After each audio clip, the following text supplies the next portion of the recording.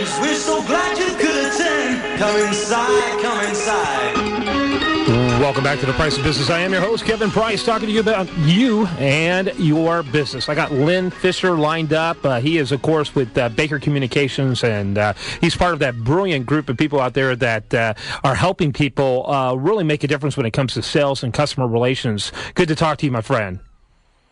Hey, how's it going, Kevin? Great to be with you this morning. Good to have you. Okay, let's just jump right into, first of all, I think we were actually waiting for a third caller, but we're going to, you and I are going to talk. Yep, actually, I've got Patrick Carmichael on the phone with me right now. Oh, and, great. And so we're good to go. All right, introduce Patrick for us. Perfect. So, first of all, before we get to Patrick, I want to talk about our segment today. You're only as good as the people who work for you. And Kevin, as well as I do, the people who work for you are only as good as their loyalty, satisfaction, and their capabilities. And, something interesting that we're faced with today, through this economic downturn, is that there's a lot of distress around the employee, job community and people's satisfaction. And so some quick statistics here that might give you some interesting insights. MetLife recently released their 9th annual study of employee benefit trends, and 47% of those employees say they feel strong sense of loyalty to their current employer. Now, that was down from 59% 3 years ago, and 51% of those employers believe that they're still strongly loyal, which there's obviously a chasm there. So there's a difference in their loyalty ratings right now, and really what's more disturbing is that more than one-third of all employees hope to be working for a different employer within the next 12 months. Wow. And if you look at it's quite amazing. So, when you look at the age group of 18 to 34, it jumps up to 85%, which is amazing. So today, I'm really pleased to introduce Patrick Carmichael, who has been working as a global executive for the last 30 years. He's a personal friend of mine, and formerly and most recently, he's been working for Saudi Aramco and responsible for talent within Saudi Aramco, which is one of the largest or the largest oil company in the world. And Patrick's current role today is with the company called the Best Practices Institute, and he's the vice president over there, which is literally focused on best practices for organization development, performance improvement, and leadership capabilities. So, Patrick, welcome to the show. Maybe you can start out by sharing a little bit more about the Best Practices Institute, and then maybe talk a little bit more about what you're seeing in the workforce, both domestically and globally. Sure, and I want to say hello to everybody on board here, and also move forward in that regard. One of the things before I wanted to get into, let's say, the Best Practice Institute a little bit, is that the MetLife. I was telling Lynn this earlier. I found the MetLife study to be kind of like overly optimistic. Some of the research that we have, including some work that was done in early 2009, suggests that only, and this is based on a study of 90,000 respondents around the world. So we're not only talking about the domestic front, we're talking about international. That only 21% of employees worldwide were fully engaged, and 38% of the total were significantly disengaged from the workplace. Of course, that all does not bode well, a few years later into 2011, as maybe organizations start to grow again, and those that have been just hunkering down are going to be making decisions maybe to move from one place to another. Hey, I've got questions popping up over in the chat, and I want to throw it in there in the context, because what you're talking about now is the perfect context, I think, to talk about it. One of the questions over there in the chat is that they're saying that this is even more important. These statistics from the study is even more important because of social media and social networking. Is there something going on in social networking that is creating this culturally wise? And that is a very good question. Is it a matter of the social network at all? And in terms of that, I think we need a broader perspective. This is the first time in history we have 4 generations that are actually working at the workplace, okay?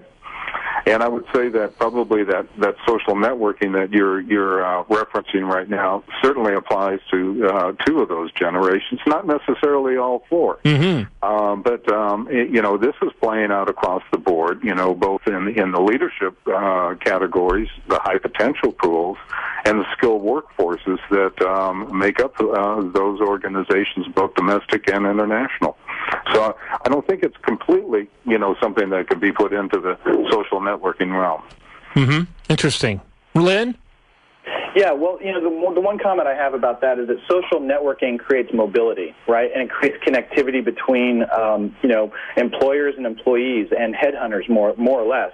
And so, as we become more adept at connecting in these new and very quick ways, you're bound to see mobility be more prevalent, which means that more people are going to be looking for more jobs, trying to find the next better gig, and that's going to create a challenge for managers and companies. And there's a definitive set of strategies for ensuring that this type of event that we're going to be working towards as business owners and managers to accommodate for that. And one of those ways is to ensure that you're creating a great onboarding and on-ramping program for new employees, and so it's building forward. And Patrick, I know that you've got obviously a lot of experience in developing talent.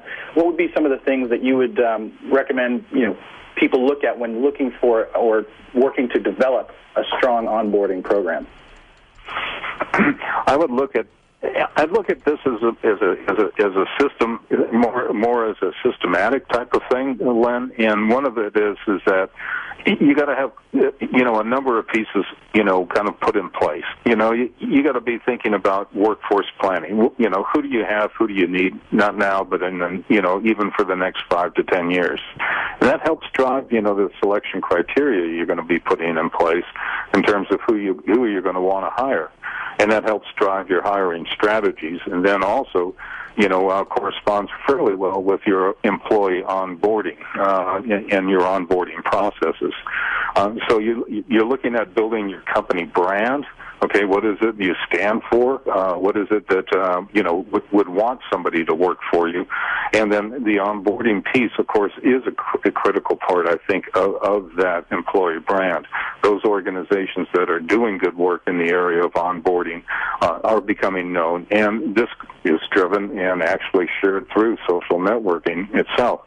But in terms of looking at various parts of the onboarding process, what are you paying attention to in terms of the employee itself? This involves providing overviews in terms of the working conditions, the direction of the company, what the company stands for. It's not only the issue of benefits, of course, but but an explanation of those benefits is not a bad idea. But it also includes, things as simple as either coaching or building mentoring programs as a part of that onboarding process. In other words, helping those people network, find out what's going on in that organization as quickly and as effectively as possible. Hey, Lynn, we're going to have to wrap up. Another fantastic segment. Thanks to you guys here at Baker Communications, bakercommunications.com, leaders in sales and customer relations training. And I would like, Patrick, please, how do we get information about you and your website? Oh, very good. Well, in terms of the Best Practice Institute, I just wanted to give you a little bit of information. Is that it's a community of leaders dedicated to sharing pioneering methods in organizational change. I think that's in a nutshell. It produces a lot of online learning sessions, webinars. It has working groups that are doing benchmark work, invitation only with thought leaders that are very well known, especially here in the United States, and executive case-driven conferences. We do a lot of research. We do a lot of publications. So we're very much involved in a number of these different activities at any one time. Can we get that website real quick? Because we're going to run out of time here. Okay. It's www.bestpracticeinstitute.org. Bestpracticeinstitute.org. Yes. Thank you so much. You did a fantastic job, and we really enjoyed it. And great comments over there at priceofbusinesstv.com. And what you helped demonstrate is that there seems to have been a disconnect between employers and employees, and part of restoring that relationship is restoring that connection. Thanks for bringing that to our attention. Lynn, great job as always. Thanks, Kevin. Great to be with you. Have a great week. All right, you too. I'm Kevin Price. More after this on Talk 650, powered by CBS Radio.